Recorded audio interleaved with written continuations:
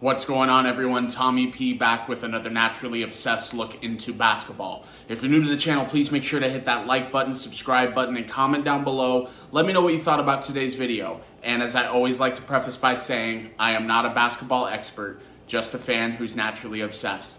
And in today's video, I kind of want to talk about a story that came out a little earlier this morning by a reputable source at ESPN, something that I've been talking about a lot over the last week, and that's the Phoenix Suns aggressively looking at scenarios in which they can try to acquire a lottery pick in the draft on Thursday. So I've been talking about it. I know that this is something that they would like to do, but as I've also said, I'm sure everyone would like to do a certain something, but that doesn't necessarily mean they're in a realistic position to do so.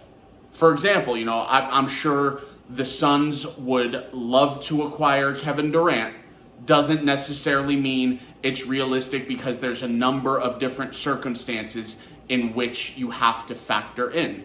So this is something that I've talked about in being sort of realistic because there are options, but it's a matter of, does the team that holds the pick value the assets that the Phoenix Suns do have outside of DeAndre Ayton? Because DeAndre Ayton, there has been draft compensation talked about, and it's very tricky, however, which is why even though draft compensation has been talked about, the more time goes on, the more information I hear and the more I read, because I respect a lot of people's opinions, which is why I read so many articles and I ask you guys for your feedback, because I don't know everything.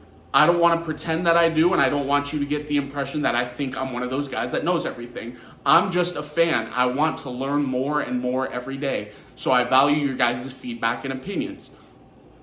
So with the way the rules in the NBA are, it's ridiculous to a certain extent, but we see it all the time, that a team will trade this pick to this team, but because of the rules, trades cannot be official until a certain date. So a team gets drafted by another team wearing the hat when we know in a few weeks they're actually going to be on a different team. So because of that, I'm kind of rambling, but because DeAndre Ayton is technically a free agent, a restricted free agent, but a free agent, it would have to be one of those types of wink, under the table handshake type of deals that once free agency begins, then a trade can be announced.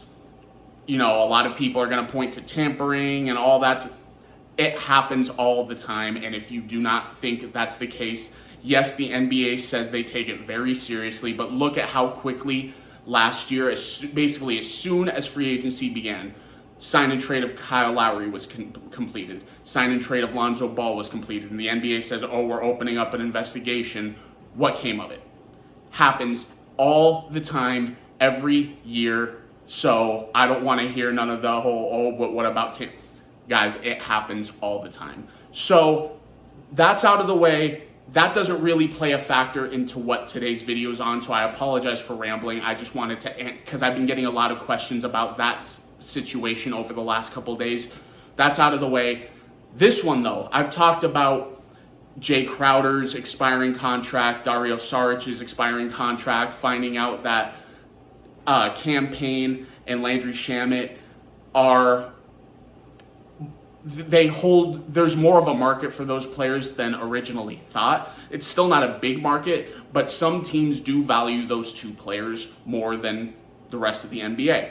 And the fact that the Suns have all their future first-round picks beyond this year.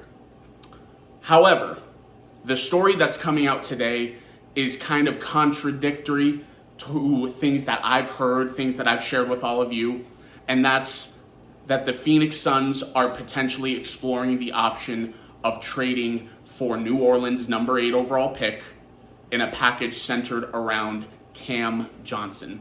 Now, from what I've been told, and again, say what you want, believe what you want about where I get my information from, It's not high-end people that make high-end decisions, but they're people that I trust. So because I trust them, I'm willing to share it with you. And if I'm wrong, and I'll be the first to admit it. But from what I've heard all along is that the only realistic scenario the Suns can see themselves trading Cam Johnson is in a package to where the Suns would receive back a superstar, not a star, not an all-star, a superstar, should one become available. And that's the caveat, right? Should one become available? Because right now we look at who we classify as superstars. There aren't many of them in the NBA. And those who are superstars, their teams aren't going to want to get rid of them. Why would you, right? Unless you're forced to. But the Phoenix Suns say that if one became available, that they feel they're in a good position to acquire a superstar. So that is my understanding, that the Suns would only include Cam Johnson in a trade to acquire a superstar. But this, however, I've been trying to get some answers from some friends. Haven't really been successful at that yet today. But I'm going to keep trying, and if I do get some information, I'm going to share that with all of you. But my initial reaction is that I don't want to necessarily believe that that's true, even though the man who wrote this story is a reputable source at ESPN, puts out great info and articles all the time, so I'm not trying to discredit him by any means. I believe that he's hearing this from someone that's has much more information than the people that I get my information from. So if this does turn out to be true, because what was in the article said that a move like this is first and foremost cost cutting. Cost cutting is a typical classic Robert Sarver move, and this would be a big blow to those of us, I'm very much included in that have been defending Robert Sarver for the past couple years, since the hiring of Monty Williams, since the hiring of James Jones, and since the big contracts that he's been giving to players. You know, Devin Booker signed the max extension. You gave up some capital, not a lot, but some capital to acquire Chris Paul, and you gave him an extension. You just gave Mikal Bridges an extension. The DeAndre Ayton situation, I'm still of the belief that he's going to play elsewhere, not necessarily at the start of the season, but at some point next year, I do see him playing elsewhere. And it's not necessarily because he doesn't want to spend the money. It's because that I'm not sure that the Phoenix Suns as an organization believe he is worth that money. But someone does. I promise you right now, someone in the NBA believes he is worth that money, and he's going to get a max extension. But if a trade like this happens and you trade away Cam Johnson for the number 8 pick, I do know that based off conversations I've had, James Jones views a couple of these players as instant impact off the bench type players, like Cam Johnson was when he first got drafted. But if you've watched Cam Johnson closely, you see the development happening. He's becoming a better player each and every year. He was thought of when he got drafted as just a shooter. That's been proven to be very inaccurate. I thought that, and I could not be more happy to be wrong. I've been so pleased with how Cam Johnson has developed. Has the great shot, but his athleticism, defense is vastly underrated. I'd say he's an above average defender. He's been that impressive. And based off conversations that I've had, they think that if they do move off of Jay Crowder, that Cam Johnson can be the starting power forward on this team.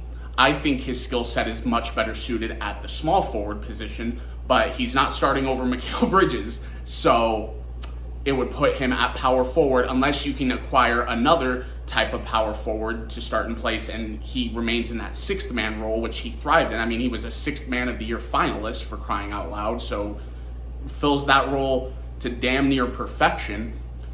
But I think you make a move like this and you completely throw away, and I know Robert Sarver has all these allegations against him, and it's not looking good. And don't get me wrong, just because I've defended Robert Sarver as far as him overcoming the cheap owner persona that he's owned over the last decade, I would still like a new owner for the Phoenix Suns. And if these allegations prove to be true, because the NBA and the legal team that they had conduct that investigation say they finished, they just need some time to put their case together and reveal their findings. If they turn out to be true, get him the hell out of there. Get him the hell out of there. But let's just say, for the sake of argument, that he remains the owner of the Phoenix Suns after this investigation is completed, and you make a move like this for cost cutting. Nothing changes if nothing changes. And you're right back to square one. You're definitely still a playoff team. I'd make an argument that you could still be potentially contenders in the Western Conference, but you're showing that winning is not everything to you. Winning is not the most important thing to you as an owner of an NBA franchise, because the great owners in the NBA are willing to pay whatever it takes to win a damn championship. There's a reason why the Warriors win all these championships, and it's not even through free agency. I know Kevin Durant, but I mean, they won before Kevin Durant. They're winning after Kevin Durant. They're re-signing their own guys. They're making smart trades, and they're making small free agent pickups. The Clippers, I know just about all those guys were signed via free agency, but you have an owner that is willing to pay whatever it takes to put together a team that he feels is capable of winning an NBA championship. We'll see this upcoming year because Kawhi's coming back. I think Paul George is going to have much better luck in the health department.